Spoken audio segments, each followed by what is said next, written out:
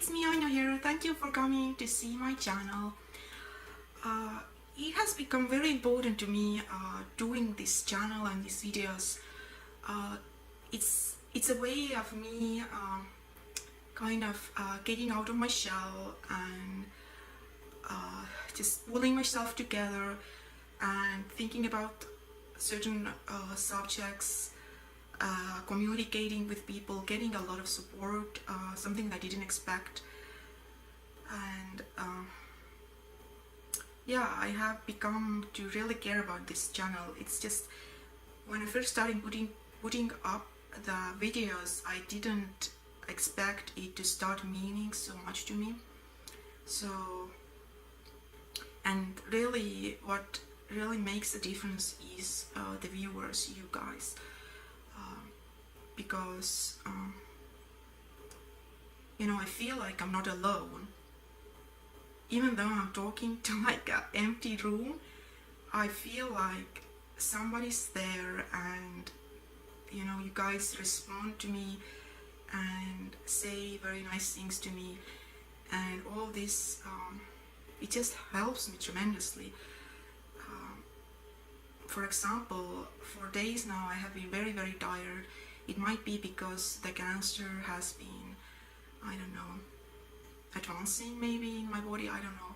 I just have been feeling very super tired. Like even right now I feel like if I go lie down I could just sleep the rest of the day. Like, yeah, so for days now I've been pretty much wasted a lot of time just sleeping because my body has felt so tired. And yet because I knew I promised to put up a video even if I'm late or things like that, I still like I feel this pull to get it together, you know, put the makeup on and just sit down and think, what should I talk about, you know, instead of just kind of being sad watching TV and just kind of giving up on things. So like having goals, which kind of videos to make, it just helps me to get through my days and really not to think about my cancer dying soon, right? I actually don't think about my cancer almost all, and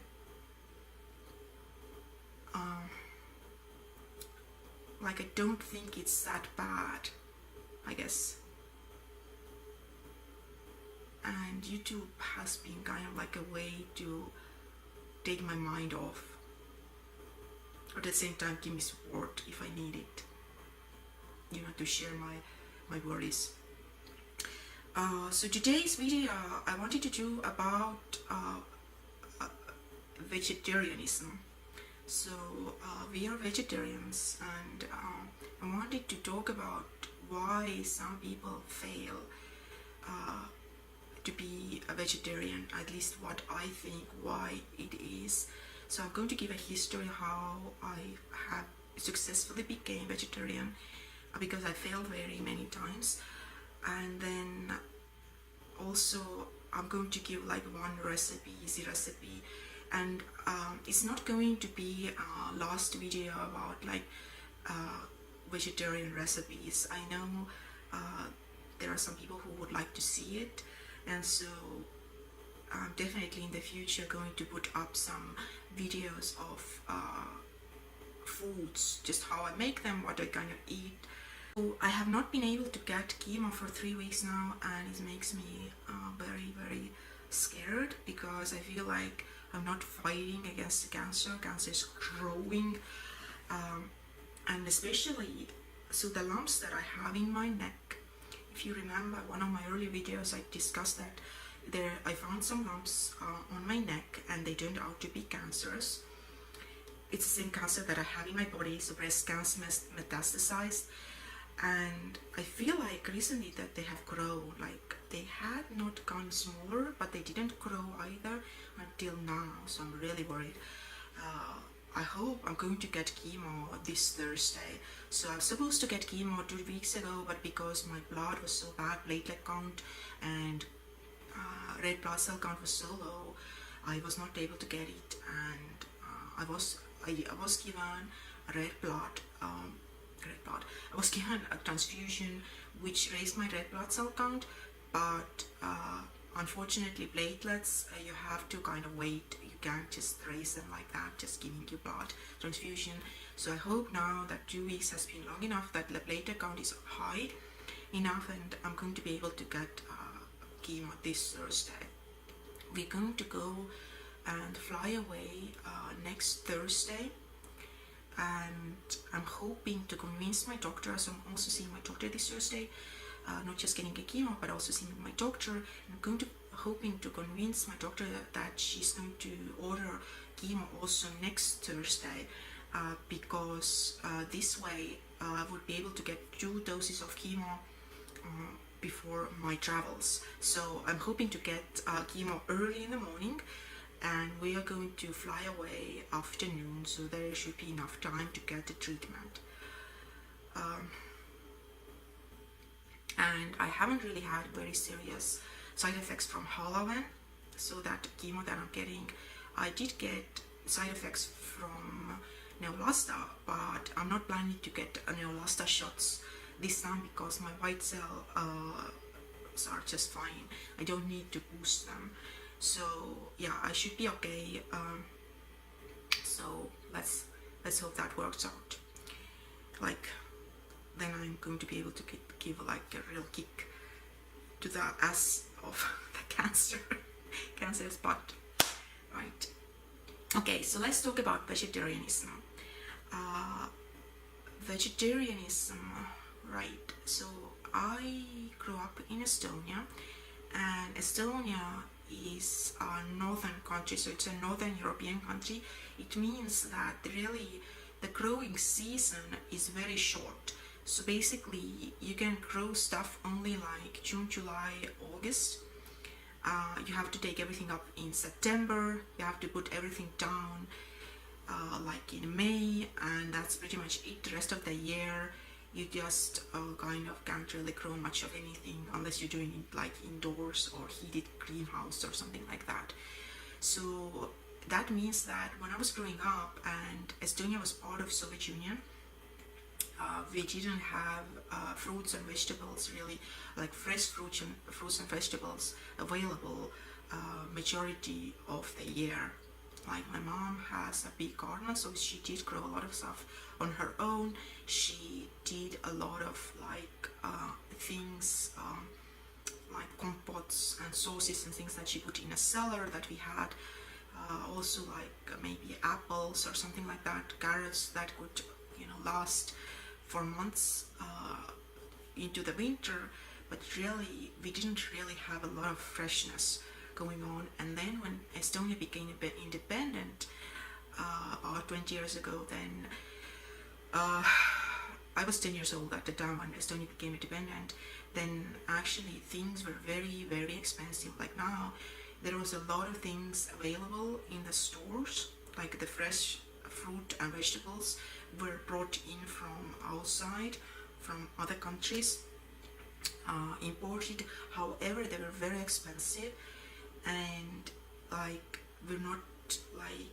we couldn't really afford them. So just giving that as a little bit of a background. So I wanted to be vegetarian already really early on in my teens, and unfortunately I didn't really have the resources to do it. I didn't really have much of an allowance to just kind of like buy my own food. Also, I didn't really have information available. Even I think that time like Google didn't exist, like internet wasn't like available for me. It was just local library, and I didn't really have much information about it. So I think I found like a book or two about vegetarianism, but like even like lentils or something like that were not really sold in the stores, at least not that I know. Like I hadn't really eaten lentils until I came to America. So maybe now they are sold in somewhere in Estonia, but then definitely I was young, they were not available. So I really tried to be vegetarian. I stopped eating meat, but then I felt like I had a lot of so basically I tried to become vegetarian many times. So in my youth, when I was like teen, and then later when I was just a young adult, like several times. But every time what happened was that I felt like something is missing. So basically you eat your meal, you get your stomach full, but at the same time you don't feel satisfied, satiated, like something is missing. And every time, like, I could be able to be not eating meat for a couple days, and then I would start feeling that something is missing. When I was very young, then, like when I was a teenager, maybe like 13-14 years old, I just ignored it at first, and basically was kind of like dieting and just ignored my signals. And then later I started eating like a lot of like sweets and also like nuts. I felt like if I eat nuts, that feeling goes away, but then I had to eat like a lot of nuts, and they had a lot of calories and fats. Like, I definitely think it wasn't like the right way to do it. And then later, when I was like a young adult, when I tried to become a vegetarian, I wasn't really able to do it because I just gave up. I just started eating meat again. But what I did as a young adult, I just stopped eating red meat, at least. Like when I was younger, I kind of went on being a vegetarian, then stopped being vegetarian, went on being vegetarian, stopped being vegetarian. But at some point I definitely stopped eating at least red meats. Like, I felt like if I eat like chicken or turkey or just or seafood, so basically poultry or seafood, like the feeling went away. Like, I felt like I had satisfied whatever that was that I needed to get, what my body needed. Right, and so I wasn't successfully vegetarian when I came to America, which was, I was about 25-ish, I can't even remember how old I was, something like that. And I started living with my hubby. So my hubby is originally from India. He was a child when he was born in India, then his parents moved to America and he grew up in America. But his parents kept the household meat-free, so he grew up eating South Indian food. So South Indian food that is vegetarian. So Indians are not necessarily vegetarians. There is a big difference between South Indian food and North Indian food. And as far as I understand, like, North Indians tend to be more like the ones that who eat meat. But that's not really the only difference. So South Indian food is really based on like the carbohydrates come from rice mostly, while so they eat like rice and lentils, while the North Indian food is the carbohydrates tend to come more from wheat. Like, they would have like bread, like naan, and then they would make like a lentil food, lentil dish, lentil curry, something, or meat food as a side. But of course South Indians also, a lot of them are meat eaters. So main difference really is the carbohydrate. Like, I think it's probably because like in South India maybe more rice is possible to grow, while North India the wheat is what grows better. So I think that's really what the difference is in the foods. And of course there are probably small other differences. So right, so my hubby grew up eating South Indian food, and he continued to stay vegetarian even when he became an adult and moved away from his parents' household. And so I started observing him, what he eats. So when we moved in together, out of respect to him, I ate my poultry and fish, basically the meat stuff, only like outside. Like, we would go out to eat, I would maybe order like a fish or something, or when I would go out to eat during lunchtime or something like that. But I really didn't eat or bring meat into home. So something you have to understand is that I had I wanted to be a vegetarian, and I had a respect towards vegetarianism very early on in my life, and it's just that I wasn't able to do it successfully because I always thought that it's wrong to kill an animal, just take a life just because you want to eat, even though there is other food available that you can eat and be satisfied. So I felt like it's not necessary to eat meat if you know what you're doing. At least I was able to get as far as not eat red meat, and especially I thought that the pigs are very very very smart, and I wouldn't eat a dog. Why would I eat a pig? And so to me it was just something that was very disgusting. I was not able to eat red meat at some point. I just I don't know, it was something in my brain clicked, and after that I just didn't want to eat it. I never ate it. It was just disgusting to me.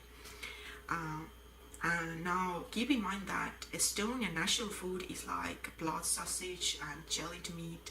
I grew up my mom making jellied meat, so basically she would buy heads of pigs and the hoofs of pigs, and she would boil it and then make it into jellied meat. And just basically I saw all of that stuff. Or eating cow tongue is a delicacy. So I grew up around this kind of stuff. That was normal. Yet I felt that morally it's wrong, and I still my mom still doesn't agree with me.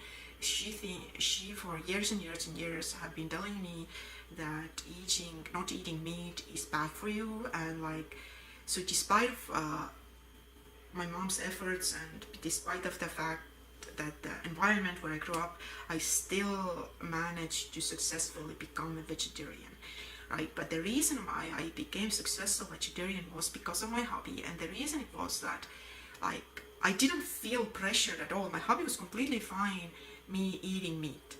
He had girlfriends before, and they were meat eaters, and he was fine with it. Of course he would prefer me being vegetarian, but he never said anything to me ever. So it's just that it was my decision that I'm not going to bring meat in our home, and maybe in the future I'll become vegetarian. But I didn't really it was my own progress. And so what I did was I observed what my hubby was eating, especially when his mother moved closer to us. So his mother, initially when I moved in with my hubby, lived in Washington DC, but at some point, I think 7 years ago, something like that, she moved in here to Atlanta, and she lives now close to us. And so what kind of foods her mother really cooks. And so I observed it, and I started eating some of those foods, and then I tried to become vegetarian again. And now what I discovered is that when I eat lentil foods, so foods that have lentils in them, so lentils have a lot of protein, especially combination of rice and lentils is very balanced diet actually. I discovered that I did not have these cravings. Whatever that craving was, that I had to eat some sort of meat-based food that to take it away, now that craving did not come to me. I was able to not eat meat for weeks and weeks and weeks at a time and not have any cravings at all. And so initially I would still occasionally eat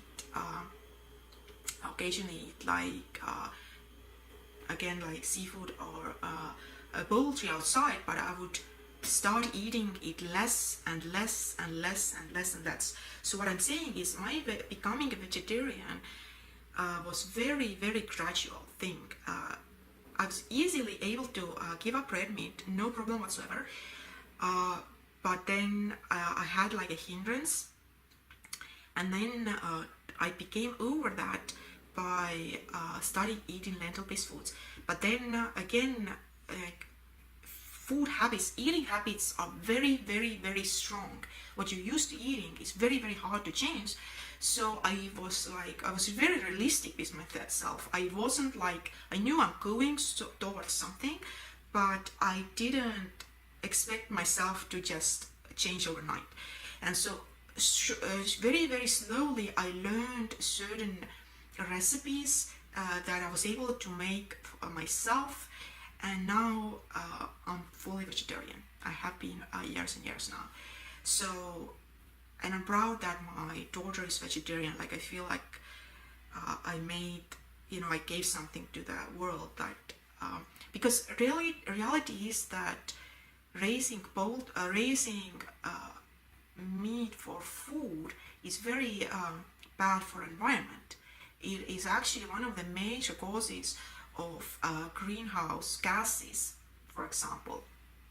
And so all the waste, all that is just very bad for the environment, not to mention all the pain of innocent lives. So if you really think, life is it's just such a miracle that it happens, that it even takes place.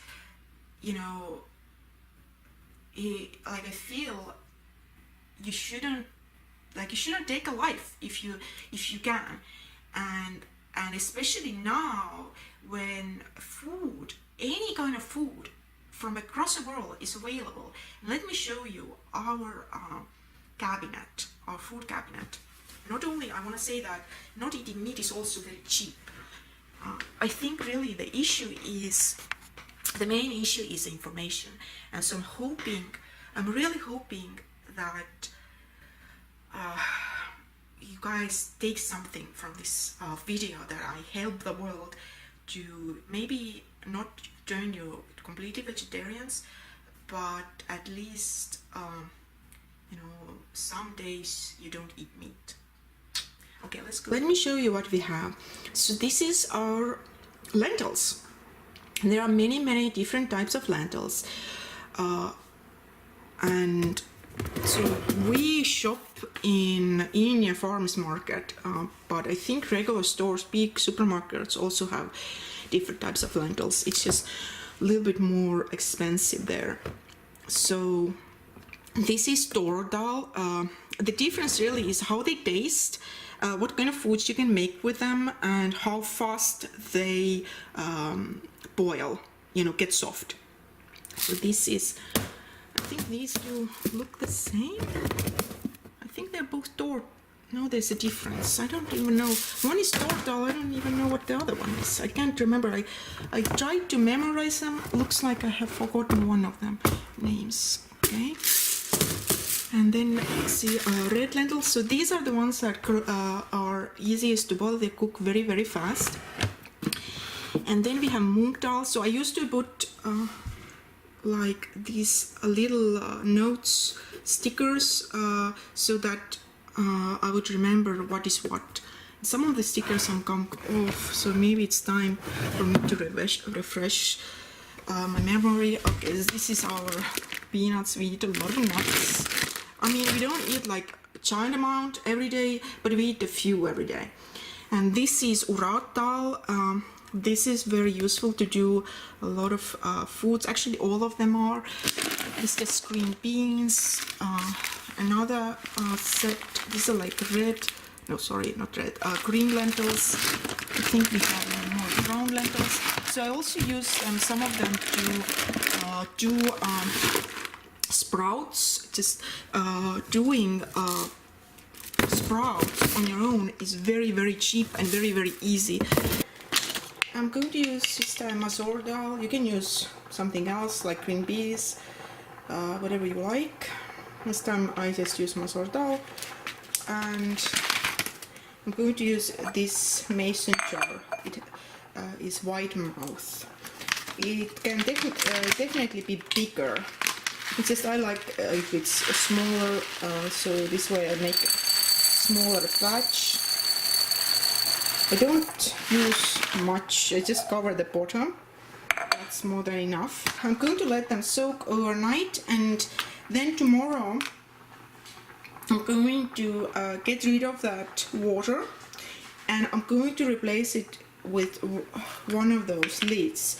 So I think this one is the best one. This is too small for it, and this is too big for the type of dal here, the lentils. So depending on what kind of material you're using, you choose which one is the best.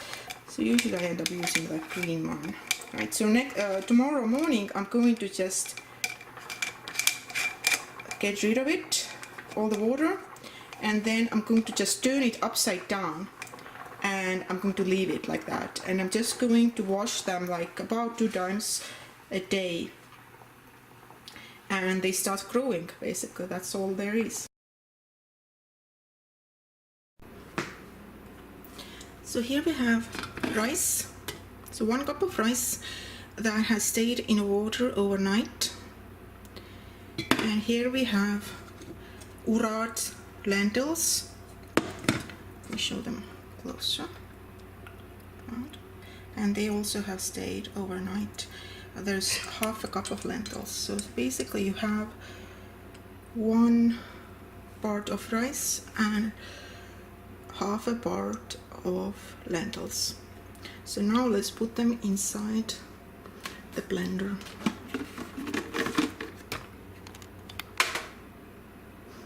Right, so we have them in this blender.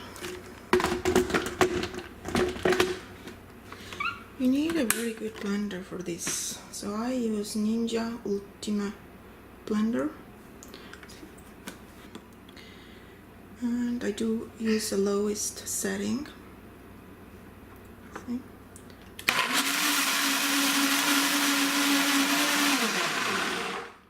You don't need it to be completely like super fine. Actually, you don't want it to also heat up. It will affect the properties of the dough.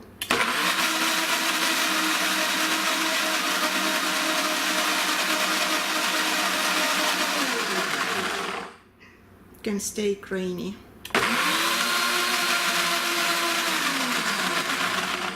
And that's it.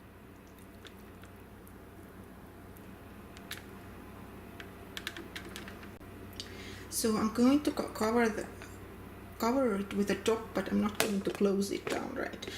Because I want air to get access to it. I'm not also going to add any salt at this moment, because I want to not disturb the fermentation process. So basically the air and no salt will help it to rise a little bit. It doesn't have to rise a lot, but it will continue to ferment. So you want to keep it again at least overnight, just at room temperature. And next day it's basically done. You will add some salt to it, just by the a pinch, a teaspoon, something like that. You can taste it, so it's slightly salty, and then you just put it in a refrigerator, and the dough is going to stay good at least for a week. It will be very long-lasting dough, unless you want to use it right then and there the same day. And that's it. So here we have our dough made out of just rice and urat lentils. It has stayed now overnight about, I don't know, 12 hours, something like that. Let's see if it's kind of fluffy. It has risen a little bit. So now it's basically ready to for using. So if you want to make it a little bit more liquidy or less viscous, you're gonna always add water. So I kind of like this consistency. I'm about to make a dosa. So when you go out to eat in Indian restaurants, the dosas usually are very thin. However, when I make dosa at home, I like it to be a little bit more thicker. So as I mentioned, I didn't have salt before because I didn't want it to affect the fermentation process. So now I'm going to add a little bit of salt, so it would have a little bit of taste. Just a pinch is enough. I don't have much. So you basically add salt just for taste. You taste it yourself. However, how much you want to add salt. So salt is not something you have to be scared of if you do not use processed foods, because processed foods are something where there's a lot of salt, sugar, and God knows what, all sorts of preservatives, things that are not actually food. But whenever you make food your own, adding a little bit salt is not bad. You don't need to be afraid of it. Actually, your body needs a little bit of salt. It has a little bit of electrolytes, and in fact it has been proven that if you don't have salt at all, it's actually as dangerous as having too much salt. It's basically very dangerous for your heart. Especially when you're, so I tasted it, I would say it's saltiness lemon is a little bit low. I want to add a little bit more. So especially if you're a vegetarian or even vegan, you are not eating those processed meat products like sausages, hams, things like that. These are the ones that have the most amount of salt added to them. So definitely if you're a vegetarian or even vegan, you don't have to really worry about having too much salt in your food. It's kind of like with everything, a little bit is okay, but too much is not good. Like sugar itself is not bad. What is bad is having too much sugar and your body not being able to handle it. So I have here a little bit of canola oil, and now I'm just going to add some dough, and want it to be nice and hot so I can spread the dough around, make it a little bit thinner. You can make the dosa pancake as thick or thin as you like, whatever is your preference. Just make sure you cook it through. So this is a balanced meal. It has carbohydrates, that is rice, and it has urad lentils, and is protein, and having them together is just superb. And that's it. I'm just going to cook it like a pancake. Right, so my dosa is ready. So usually would eat it with bhaji or some kind of salad, but at the moment I don't have much in my refrigerator. I really need to go and do some grocery shopping. So yeah. So what I'm going to eat it with is just some cucumbers with a pinch of salt and jicama. Just like, I like slices of jicama or jicama, I don't know how you pronounce it. So this doesn't seem like a lot, but to me this is a full meal. I don't feel that I can eat more. You definitely can. Indians usually have some sort of potato curry here, different vegetables curries here, some salad, this and that. But to me at the moment this is enough, plus I just don't have much in my refrigerator, as I said. So I'm also going to have a dessert. I'm going to just make a smoothie with papaya and pineapple, the one that I once showed you in my YouTube videos. And the leftover dough I'm just going to put back into the refrigerator. And this can be there at least a week. So basically until you feel like you want to have more. More dosa or something. Okay, so I made several dosas, a little bit for the rest of the family if they feel like eating it. So dosa you can just heat it up if you want, but I find that it's best when eaten right off the pan.